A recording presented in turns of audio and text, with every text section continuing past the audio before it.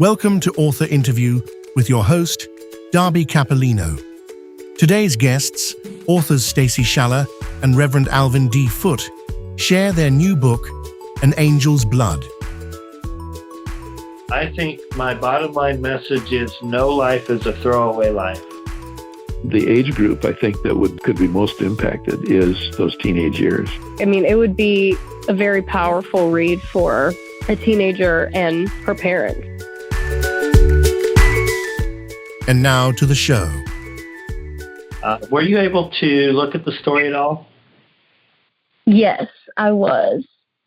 I would love to hear your take on it. What were your thoughts on the story? I thought it was very thought-provoking and very deep and introspective all at the same time. And it's definitely covering some difficult topics. But I think it's done in a way to have someone reflect about their own convictions on the issue. Okay. Pastor Foote used to be my parents' pastor way back years ago before he retired. And wow. From South Carolina by way of Texas. And we connected and really hit it off. So we started talking a lot about stories. That's great. Where in South Carolina are you based in? I am in Nebraska now, Omaha, Nebraska. Oh, I love Omaha. I've been there once. Okay.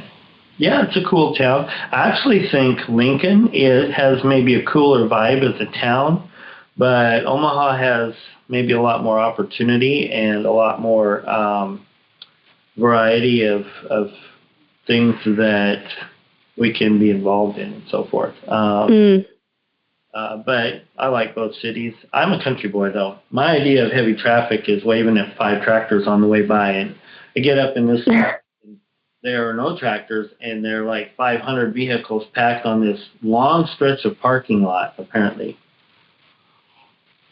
Right. I guess the notion is to get as many cars onto black parking lot as possible and have them go as slowly as you can, and that's some form of storage for cars. I don't know. I don't get it. So, yeah. Did you live in South Carolina at all? I did. Greenville. What part of South Carolina? Oh, yeah. I was literally just there to visit family. A lot of my family's from Anderson, but Greenville is some of my family's from Greenville. So okay. I love that place. Yeah, beautiful country. I thought I knew what green looked like until I went to South Carolina. Yeah, Nebraska has a couple of splotches. In South Carolina, upstate South Carolina, you have to dig kind of deep to find another color beside green.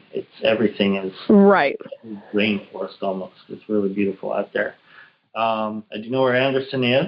I got lost one day early into my moving to Greenville, and I was trying to go to Spartanburg and wound up in Anderson.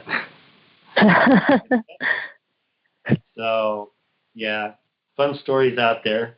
When I moved back from there, I had some employment struggles and whatnot. I was just trying to kind of get my life back together and figure out what I was up to, and moved back to Nebraska. I connected with Pastor Foote, and both of us being creative, we'd sit down and talk stories for hours and hours. And we did this for a couple of years, and finally we decided we better bring somebody on board who will actually rein us in and help us do something, not just talk something. So we brought a couple of friends on board, and they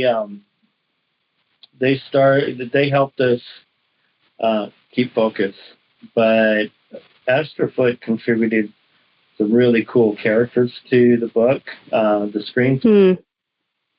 Ralph was his creation. I can't remember her name. There was a nurse in the scene where Mercy goes into the clinic as a child. Megan, I think that was one of Pastor Foote's characters he created. Nurse Kelly was one of his creations.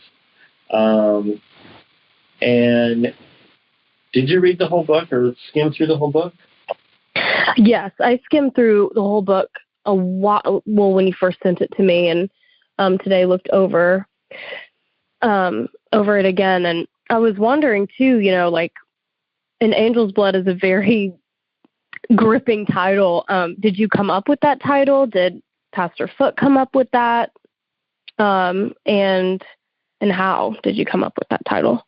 Well, let's just say Praying Works, but our original script title was Mercy. That's the main character. And as we were writing it, some main TV network came out with a TV show called Mercy. That going, they're not the same story. And I don't think we want to, roll out a movie that has the same title as the show that's completely. And so we debated. I mean, a couple of weeks of discussion with the team, and we landed on calling it the same title as we gave Mercy's book inside the story. And I'll tell you what, I think people use the word serendipitous. I think it's most definitely God's leading. I can't tell you how many times I'd show the cover. People would look at the title and go, that's interesting. They look at the cover. Right. Just the cover just leaps out at them. And then they would flip over and read the back, and they'd say, oh, I'd buy that. So many people did that. And I really prayed over the cover. I prayed over the title. I prayed over the words on the back. And I was always just kind of like, I'm not entirely sure. I mean, like, the cover just isn't like any normal book. It's not. Right. Well, face on there. If it's a mysterious thing, you have like a scene with the smoke and all of that. Here's a bracelet, and it's sitting in a puddle of blood, and it's just kind of shocking, actually. And then the back, I had some kind of land something, and talked with my editor about it, and then I just got down to the deadline and I wrote something. I put it on there. And then the book came back for proof viewing, and I reread the back. I changed 3 or 4 words on it, and that's what went to press. And I'm like, just don't know about this. And then as I have people read it, they go, oh, wow, I'd buy that book. Right. And I realized that I don't have to know that it's good if I'm trusting God that He's guiding me in the right direction. Right. That's great. There's a lot of main characters. So could you kind of briefly describe at least a few of them and what they specifically bring to the story and the storyline?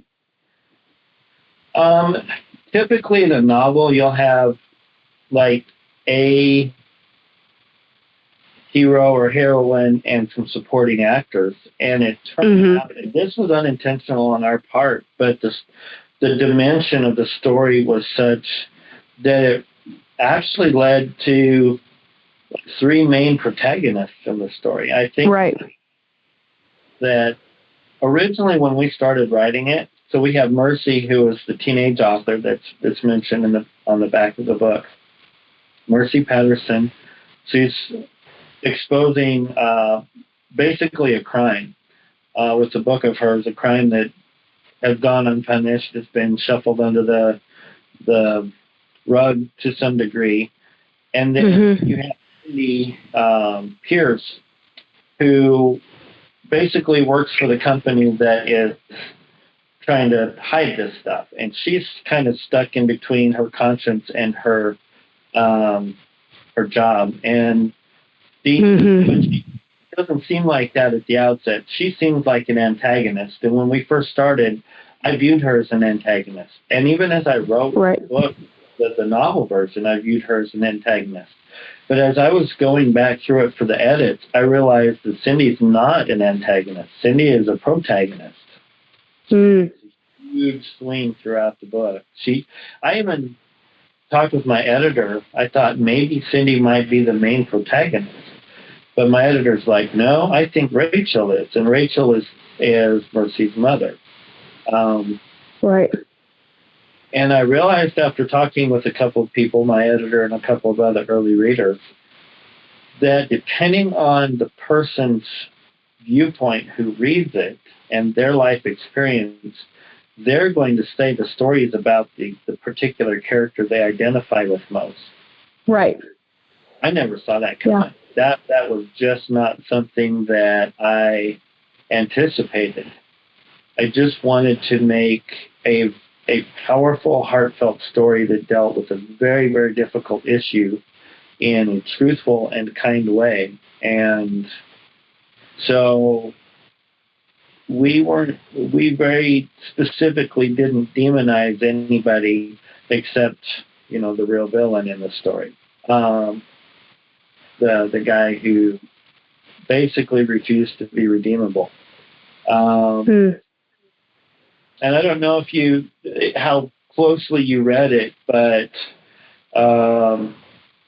there's a scene in there where everybody realizes that this guy knew what was going on the whole time. Right. They're all shocked about it. I think that it was really important for the story that we make sure everybody saw the humanity in each of the characters, regardless of their position in the situation. That's great. That is so important, and that's so great. And I like it. There's complexity in each character, and I think you've hit it spot on. It's like just having the humanity in each of the three protagonists. Is there a character that you identify with the most? And if so, who and why? That I identify with the most. Oh, that's a tough one for me. Yeah. Because I think I kind of put myself in some way into each of them. With Mercy, there's the matter of reaching out and telling the truth. I put my passion for addressing the subject into Mercy. She's kind of a ball of fire in a lot of ways, and I'm not. They say still waters run deep, and I'm really that kind of person. I'm kind of calm on the top with a lot of currents deep down below, a lot of stuff going on. And so I think that kind of fire that I brought to Mercy's personality and character, I don't think you see that a lot on the surface of me, but that's going on in there. And then in terms of like Rachel and how she brings kind of this level-headed, she makes her case and she does it. Well, I'm a father as well, and I think I can identify with her passion to protect her daughter there, And for me personally, I've failed in a lot of ways with that, and I think that part of Rachel there is the redemption part, the, hey, I was wrong in the past, here's how I walked that road to get right kind of thing. Right. And with Cindy, there have been some topics in the past that I've had a particular viewpoint, and then I've gone through some things and have realized that I was completely, totally, and dead wrong about those issues. There's just so many aspects of each character that I identify with. As far as favorite, I probably would I think I'd pick Mercy. Just youthful and energetic and willing to just stick her neck out and go after the truth, even if it hurts and even if there's some risk to it. I think there'd be a whole lot more good in this world if a whole lot more people would do that.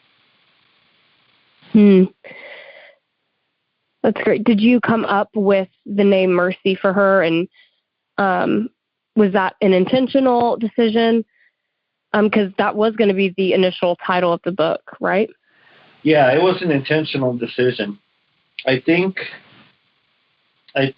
what God offers us in the middle of our failures is encompassed by that one word. You know, have mercy, grace. You take those things, and we in our English, we just kind of gloss over what those words kind of originally brought to the table. But here you have that encompasses getting back on the road. It looks like Pastor Foot has made it. So with the name Mercy, again, it brings to the table all of that, that God gives us room for our failures, and he also gives us a road back. And none of us are devoid of the failures that need some kind of mercy and grace. That's great. Pastor Al. Hi, this is Al Foot. Hi. So we were just talking about, the background of An Angel's Blood. And first of all, would you like to just introduce yourself and tell the listeners, who is Pastor Alvin Foot? Okay. I am retired pastor, serving mostly evangelical free churches around in the Midwest for 50 years. I'm interested in writing a couple of books, and very excited about the Angel's Blood because of work together with a team to work on the screenplay for that. And I'm very much involved in music, have been since I was underclassman in college. Made it a major part of my passions and ministry. I've moved, just trying to think of pertinent things that you might appreciate. I have 4 children living in 4 different states. Have 19 grandchildren. Wow. And 11 great-grandchildren. And amazing. Yeah, and actually, I grew up with a lot of stories. My mom would read to us, and Dad would tell stories, and we grew up in a family where all of us were making up all kinds of stories, and doing a lot of reading too. That was primary to our education at home. There were 9 of us kids at home, and so to find any solitude at all in a 2-bedroom bungalow, we did a lot of escape reading and so on, and it became a reading, and now writing has become a huge value in my family. There's 4 of us that have written books, and my oldest son has now published his first. So literature is a huge thing for us, and writing has become the primary expressive things that we do. Yeah, that's awesome. That is so great.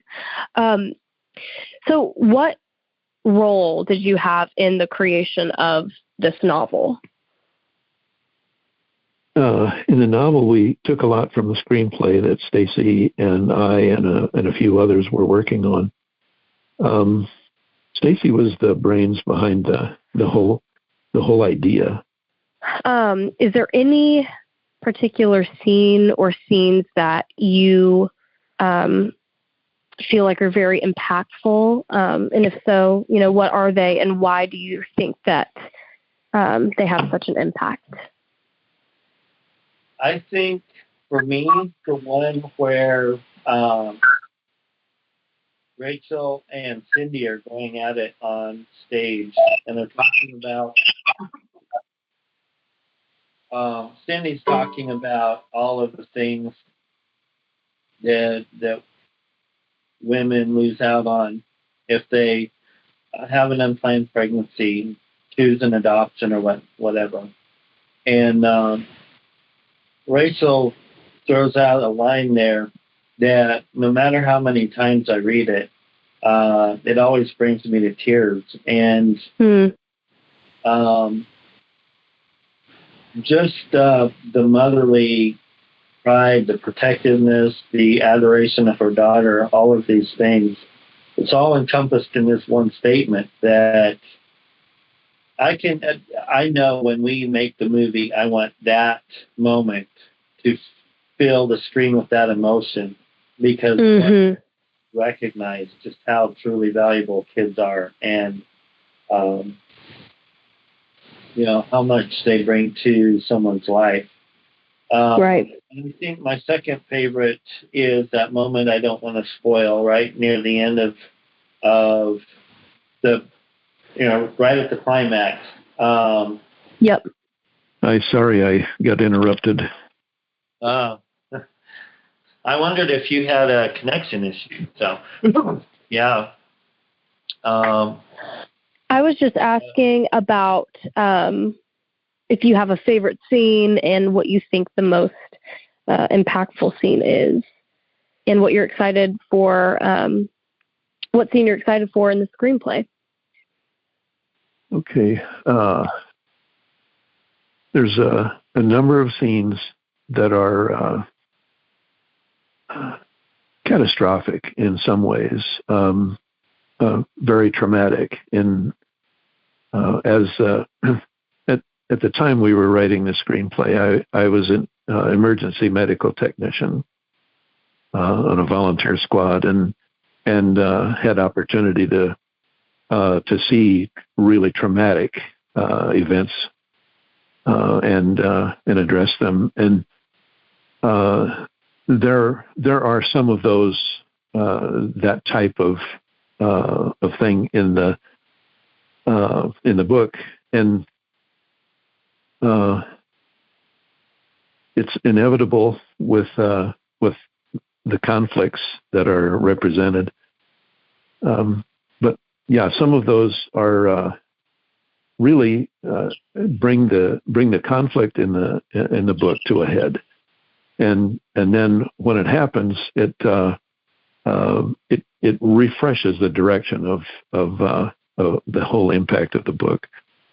There's other scenes where it is a matter of personal thinking, personal turmoil in an individual's life, in one of the characters. Romance is one of them, but there's also doubt in the minds of the characters, and sometimes when that comes to a head, those things also have a way of really moving the story along, and those images of conflict, they're kind of my favorite because those are the memorable parts of the book, and those are the documentary parts, the things that are documenting the principles that are shared in the book. I guess that's the reason I like those particular things so much. That's great. Stacey, you were talking about another scene, and I cut you off. If you want to finish what you were talking about, your the scenes that you think are most impactful. Yeah, one of my second favorite scene is actually one that Pastor Foote mentioned, and it's the crux of the shocking secret that is on the book, on the cover of it. I just feel like what that moment says is their choosing life was worth everything. You walk through the story, and one thing that we did that I haven't seen done in any other story that I'm aware of. We had two timelines. We have the one timeline where they're on the show and everything moves forward. But then we had the second timeline where we jump back into history, and that one backwards. So, except for one spot, everything that's kind of chronologically moves to the starting point, and you get you have these assumptions. You go in with assumptions. You look at, Clay and Rachel and their lovey-dovey stuff that makes their kids sick and, all this stuff, right? And you assume that all these kids, except the two little Chinese girls, are their natural children, right? And then you wind the clock back and you find out, well, okay, so this wasn't exactly what I expected. But then you keep with your assumptions. And then you get all the way to that climax moment and you realize, kaboom, nuclear explosion. Nothing that you assumed was actually the case. Right. And it just swings the story around like a top, It just, all of a sudden, you almost have a moment like Cindy does in that scene at the stage. Not nearly, hopefully, as dramatically, but sort of the, oh, wow, I didn't really see that coming. Now, some people who read a lot, I found, do kind of see that coming, but they don't see it coming until they get to the chapter, they get to that last chapter where it's all laid out. Right. The editor was in that situation. She wrote a comment about one scene and then came back and wrote all right, I see where you're going with this, and I'll explain what I was thinking later. And she got to the end and she made a comment and said, I would have thought this would be better in this other situation, but now that I see what you're doing with it, I like this, but here's how you might improve it here.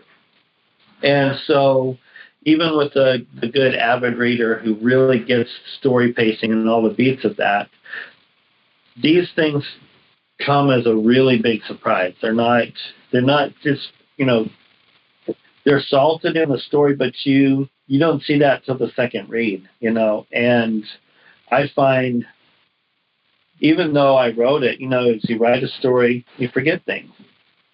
Right. Even if you reread it, I find myself going, oh yeah, that points over to this. Oh yeah. Oh, I forgot we did that, and it just keeps being fresh every time I read through it. Right. What would you say would be the hardest part about writing this book? What was the hardest part about writing this book? We had some significant conflicts about exactly how far to take the controversy in the story, the show, and then also we had some difficulties in trying to figure out that balance between dehumanization and characterization of people, right, and at the same time the bad things that they do. We didn't want to justify the bad things, but we didn't want to use the bad things as a way of calling them monsters and unredeemable. Because in Jesus' world, there's nobody who's unredeemable. You just have to be willing to embrace that redemption. If you reject it, you stay unredeemed, right? And so we had these characters come on this journey, but some of them were not going to walk that journey of redemption. They were just going to stay where they were. And I think maybe there were two characters that we didn't go very far into humanizing. But the rest of them, we really built this human profile to the degree that my editor actually said this book is enough different from a regular novel that you really need to tell people not to expect what they usually get when they pick up a novel. I'm not sure exactly how to do that except just saying what I just said. But, 3 protagonists, Very humanization of people on two sides of a very controversial issue. All of these things, tough things to do. And we had debates and arguments about how to pull it off because it was important to all of us to get it right, but we didn't always see eye to eye on what that looked like.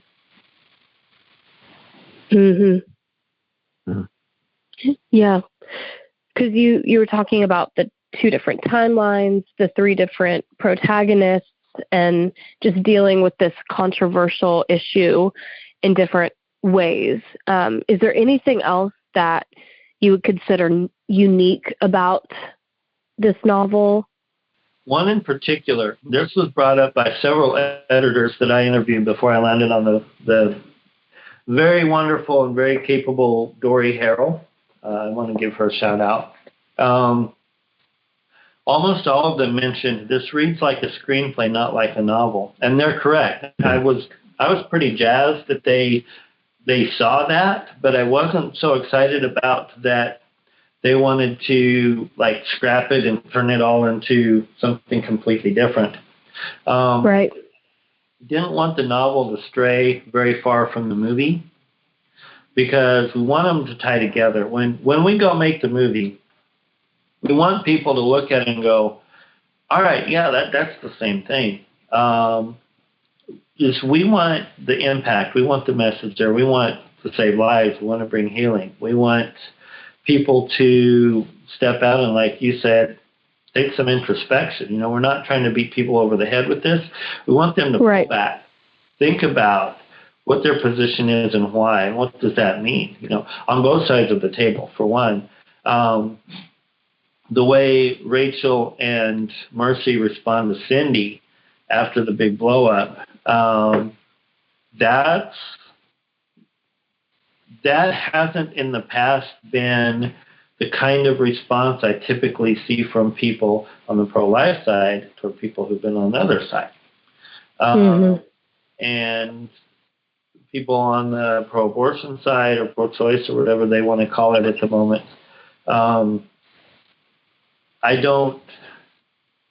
haven't seen a lot of willingness to just take a breath, step back, and look at what they're talking about. Sure. We also very, very specifically and carefully crafted this story so that it would really resonate in the Black community because, honestly, the Black community is the most targeted community for abortions, and many people in that community recognize the racism behind all of that and are very, very upset about that. And I felt like it was important to cast this story in that situation, if that makes sense. Yeah. And just make it identifiable. And so our talk show hosts are African-American talk show hosts that are very highly spoken of, which leads to the direct answer to your question.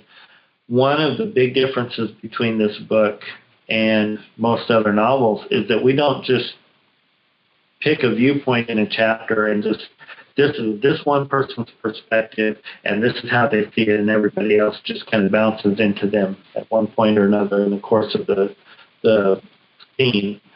Right. I wanted to keep the human element to each character, and so if they did something that sounds kind of maybe snarky or kind of mean or whatever, I wanted to chuck in their motivations behind it. Right.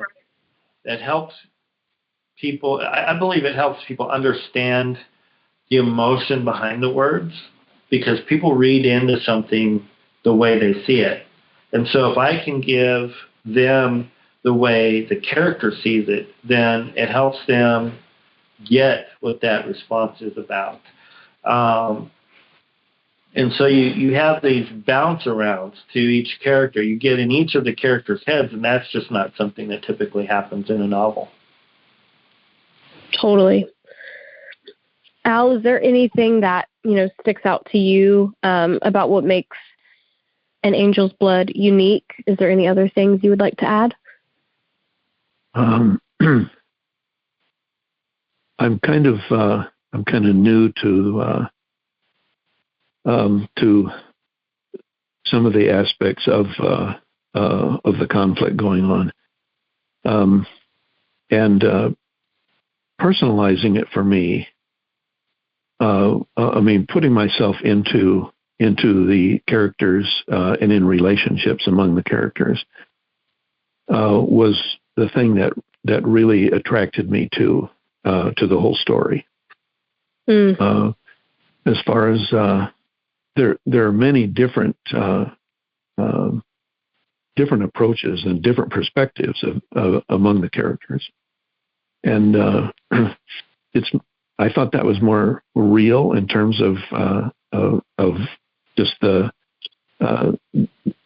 various perspectives that people have in culture, and also especially with a conflict that is as strong as the one that the book addresses, and yet there is an underlying tenor of value. And the really upsetting part of the book for me, or the whole story, is that sometimes that value is compromised, and seeing that happen among the characters seemed to me to really define some of the cultural issues of our day. Racism, for example, would be one of them, and a number of these issues among those characters. And it was eye-opening for me because I've not been in such a cosmopolitan kind of region where I have had to deal with this very much, and it. And that was instructive to me, and also helped me to be able to think from another perspective, because there was doubts of my own would creep into the perspective or the questions that the characters are representing, and that was really beneficial for me to be able to put myself in other circumstances and to identify, okay, these are real issues. People really have this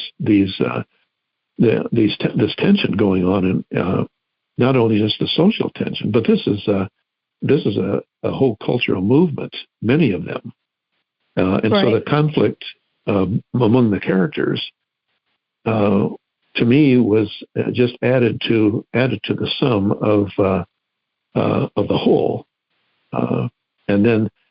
And that I think that was one of the things that contributed to my understanding that, okay, when resolution takes place, it's a major thing, as it would be in a relationship. Coming to an understanding in a relationship is going to be like an epiphany for people, and understanding that, okay. This is not alienation. This breeds connection. This breeds closer relationship and understanding. That's one of the things that stood out to me as I was placing myself into the characters that are represented in it,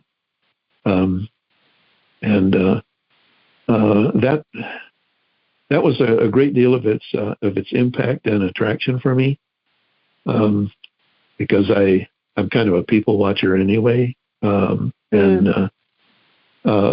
in my profession, that's been being sensitive to some of those underlying issues, and then understanding that to be able to bring the assistance that is necessary for reconciliation and peace among in relationships, even those that are so involved in so much conflict and racism, a cultural one, but it's also very personal.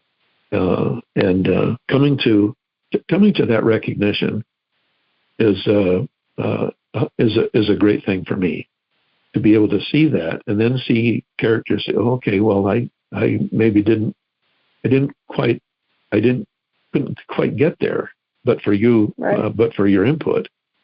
I think it breeds peace. At least for me, it did. In how the characters related to each other, and also the topic, the assurance that comes from reconciliation in relationships. That's great. And y'all can both answer this, but who do you think this book is for? Is there a specific audience that you're hoping to reach, or is it just for one, come all? What are y'all's thoughts about, who this book is for? We would like everybody to read it, but specifically, I think there are two key groups.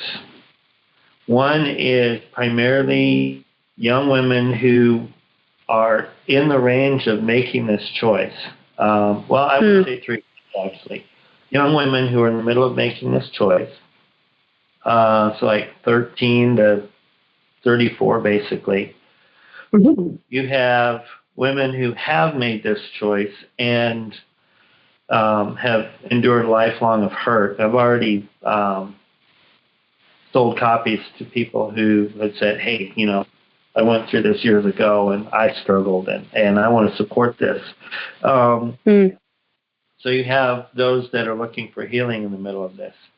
And then the third group is the pro-life groups that can sometimes forget that the people on the other side that are advocating for this,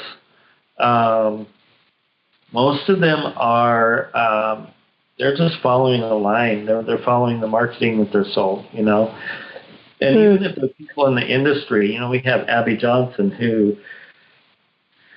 actually was an inspiration. She wasn't actually an inspiration for this book because it hadn't happened yet.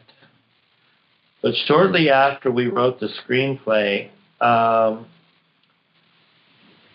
Abby Johnson jumped ship from being a Planned Parenthood director. And I felt like that vindicated our treatment of Cindy, that she could be a human who would come to see the world in a different way. And I think it's really important for people who stand for life that they also don't give up on the truth, don't whitewash it or water it down. But at the same time, remember the humanity of the people who they're working opposite of. I don't know if this is a quote somewhere, but this kind of popped up somewhere. The scripture talks about believers as being in an army, and Christians who are following Jesus, not people with a title. Christians are the only army who fights for the life of their opponents, and if we're walking like Jesus, are willing to die to help our opponents find that life. That's such a topsy-turvy viewpoint, and it's so hard for us to get our minds around it that a lot of times we Christians forget. We think it's our job to grab the weapons of this world. It's our job to take them buzzards out, and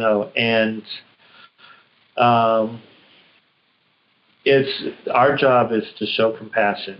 Our job is to show mercy, and we're back to her name now. So you have the pro-life groups, the pro-life people, who as much need to see the bit about kindness as somebody who's in the middle of making that choice or who has regretted it. Hopefully that answers the question. Yeah, and I was just going to ask two questions in one.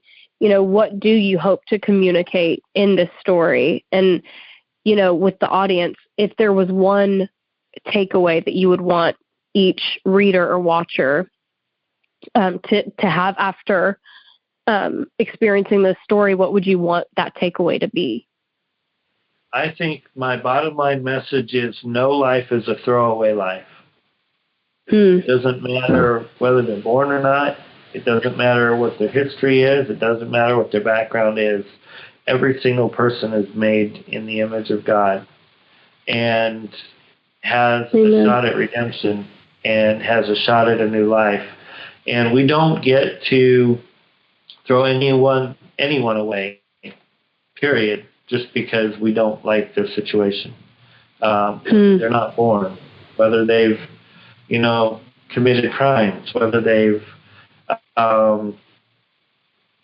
been on the wrong side of an issue, whatever is the case. Our current political situation right now, there's a lot of anger and hostility around this latest election, more than there has been in maybe 120 years or so, along 160 years.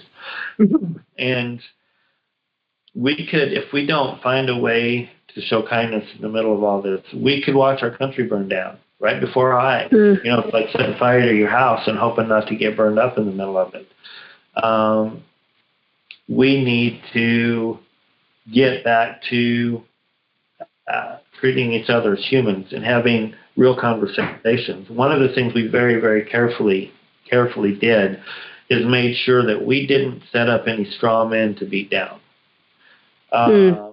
There were even places where we used the quote other side's rhetoric in their words, the way they would say it, the way they would mean it, because that's the way they say it, that's the way they mean it. And so when we're accurately representing a character and their viewpoint, we even put out there what they would say the way they would say it, because you can only fight real lies with real truth. You can't pile more lies on top of it. So we worked very, very hard to do that. Not trying to vilify anybody who doesn't want to be a villain. There are a few people that do, apparently, but we just wanted to tell the truth. That's great. Al, do you have anything, you would like to add? Yeah, there's in my ministry, I've had I've counseled people, young women, teenagers, 17, early 20s, who've experienced, who've had abortions, who have dealt with this, with the issue, and then also dealt with the results that they found, that they discovered haunting them. And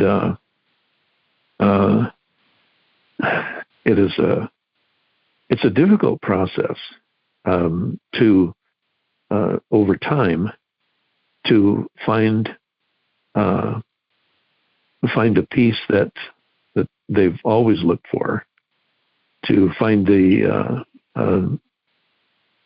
forgiveness in many cases, to openness, to understand that could happen to anybody, and to understand that, and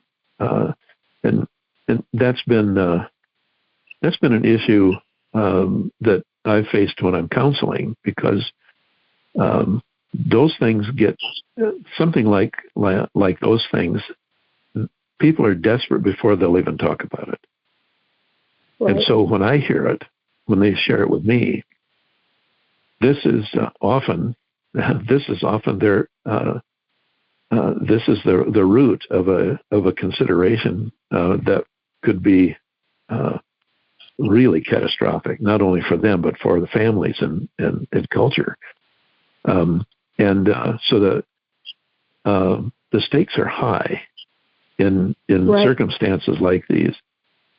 I really appreciate what Stacey just said, because that was really at the heart of discussions with the writing team for the screenplay.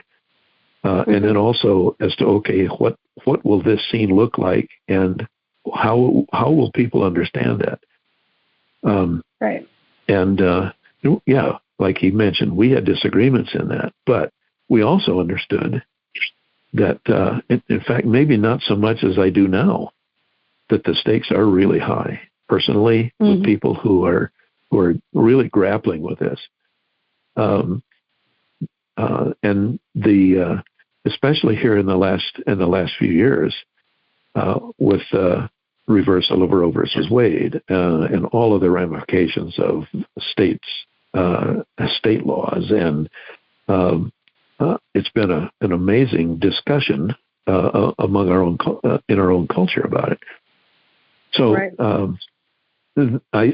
That's one of the reasons I think this is really appropriate, and the way that the story unfolds, I think it's the issues are really, really tough, especially for youth. You asked about what age group would this impact. I think early teenage years, they're already thinking about this. They're already dealing with some of these issues, and some of them are already fearful of what they have done may happen. Because and so the age group I think that could be most impacted is those teenage years, 15 to 25, something like that. And then their parents, it will impact them too. Yeah. And that's the generation that is seeking to lead them. Right. I think that's the ones that it really gets to them the most. Yeah. I was about to say, I mean, it would be a very powerful read for a teenager and her parents, just to read such a deep story together, and it could just open a way for open communication and questions. And I think that when you said that, you nailed it, I think. Because that's what I was thinking this whole time. Another issue at this time is for teenage guys. If they can understand this, it really puts greater value on these young ladies that they're looking at. It gives them hopefully it'll give them a completely different perspective on self-service and a movement, a cultural movement, a community sense, a moral sense that they maybe have missed in other ways. Totally. That's great. Yeah. The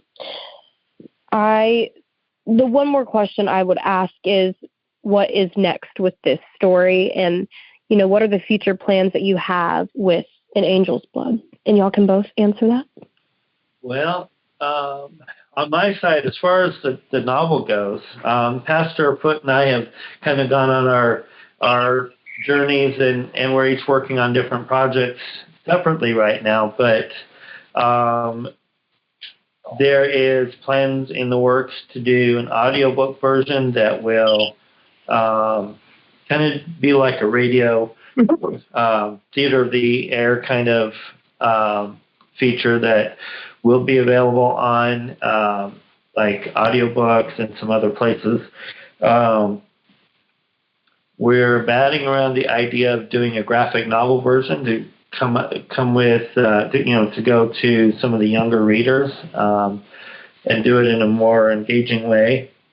And we've got a page on the book's website where people want to help us get started with the planning part and the funding part of the movie to touch base with us. And once we get the book stuff flowing and get some good support behind it, we'll start actually actively raising funds for the movie, casting and so forth. So that's the future. We also have a website. One of the big things that I've heard in feedback from women who have gone through this is one of the most healing things that they can go through is to give their baby a name, a birth date, and a memorial. There are some groups that actually do that at the end of post-abortion healing seminar. And so we specifically created a website called Remember the Angels, which is a free online memorial site that's still in development. We're hopefully, by the time this gets out, we'll have all the pieces in place.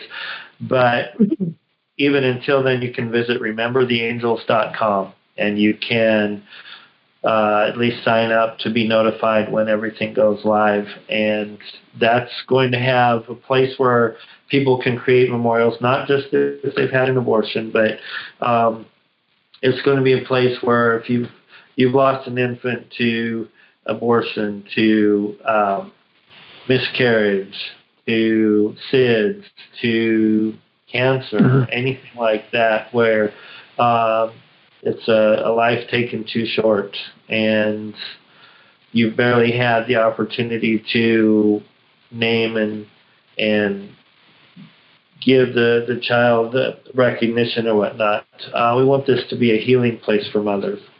One of the things that I realized a few years ago, and this is especially kind of hurtful in like Mother's Day at church, they'll have a special gift for all the mothers, and all the mothers stand up, and you have a woman in there who maybe had an abortion and never had any children, or maybe she's had 3 miscarriages and never had any children, and she doesn't get to stand up, she doesn't get to get the gift.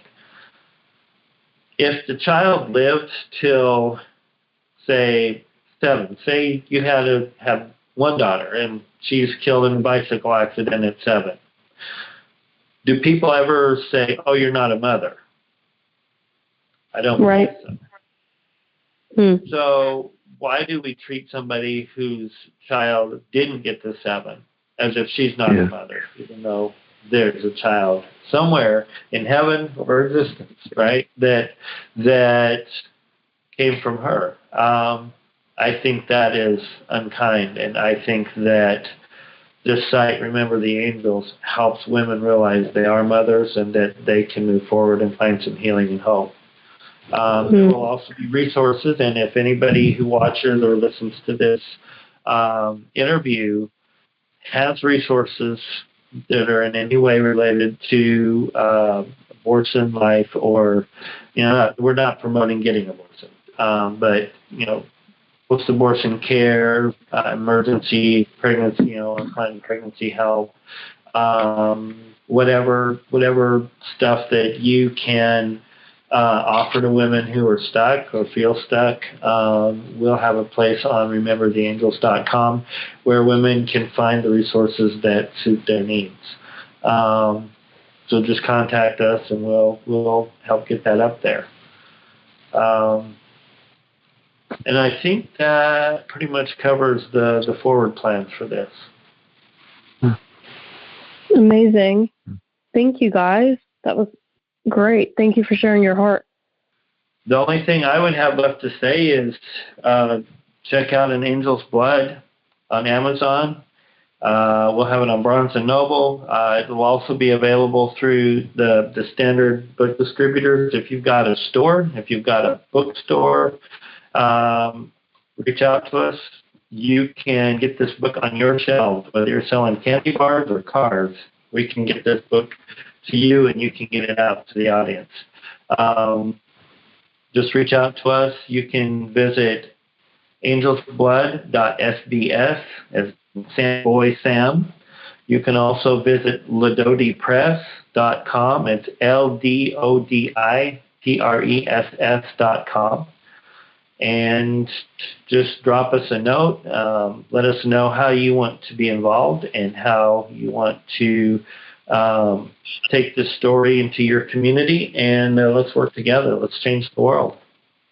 Yeah. I was just going to say thank you for allowing me to be a part of this.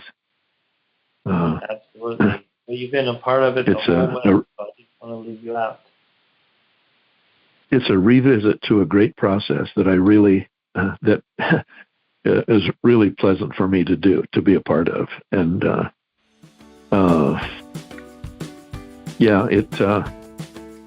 gonna have to reread the whole story now. Thank y'all so much. It's amazing. Thank you for joining us, and remember to visit Amazon to pick up your copy of An Angel's Blood. Then you can catch up with Darby at darbycappillino.com and on all your favorite social media.